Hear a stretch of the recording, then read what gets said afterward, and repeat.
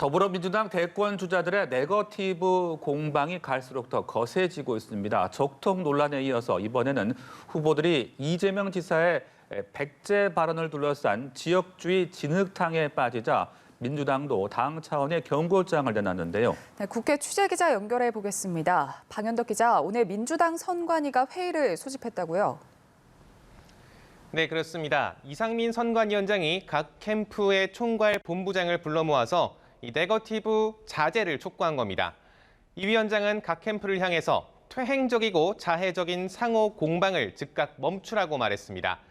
그렇지 않으면 엄중히 나설 수밖에 없다. 즉, 심한 후보에게는 일종의 페널티까지 줄 수 있다고 시사했습니다. 하지만 백제, 호남이 주체가 돼서 한반도를 통합한 적이 없다는 이재명 지사의 언론 인터뷰 발언을 놓고 공방은 오늘도 이어졌습니다. 이낙연 전 대표는 라디오에서 상식적으로 문제 제기를 할 수 있지 않냐며 비판을 자중하라는 일각의 요구를 사실상 거부했습니다. 자신을 칭찬한 맥락에서 나왔다는 이 지사 측의 설명에는 기자들이 바보는 아니지 않냐며 반박했습니다.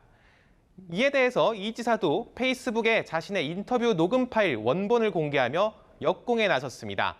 직접 들어보고 자신이 지역 감정을 조장했다는 이 전 대표 측 주장이 흑색 선전인지 아닌지 판단하라는 겁니다. 민주당은 내일 모레 연합뉴스TV와 MBN이 공동 주관하는 본경선 첫 TV 토론을 앞두고 있는데요. 선두권을 형성한 두 후보 간의 치열한 공방이 벌써부터 예상됩니다. 야권 상황도 알아보죠. 윤석열 전 검찰총장이 어제 국민의힘 인사들을 대거 영입했는데요. 이를 놓고 논란이 이어지고 있습니다. 관련 내용 전해주시죠. 네, 일단 윤 전 총장은 어제 이준석 대표와 치맥 회동을 하면서 국민의힘 입당에 대한 기대감을 높였습니다. 특히 이 자리에선 8월 10일이라는 구체적인 날짜까지 거론됐다고 국민의힘 관계자가 연합뉴스TV에 밝혔습니다. 윤 전 총장이 가령 8월 10일에 입당하면 이틀 전 8일에는 알리겠다는 발언을 했다는 건데요. 날짜를 정확히 못 박은 건 아니지만은 의중에 두고 있는 결단 시점을 드러냈다는 분석이 나왔습니다. 화기애애했던 저녁 자리와 달리 국민의힘에선 오늘 윤 전 총장 캠프에 합류한 국민의힘 인사들을 놓고 비판이 나왔습니다.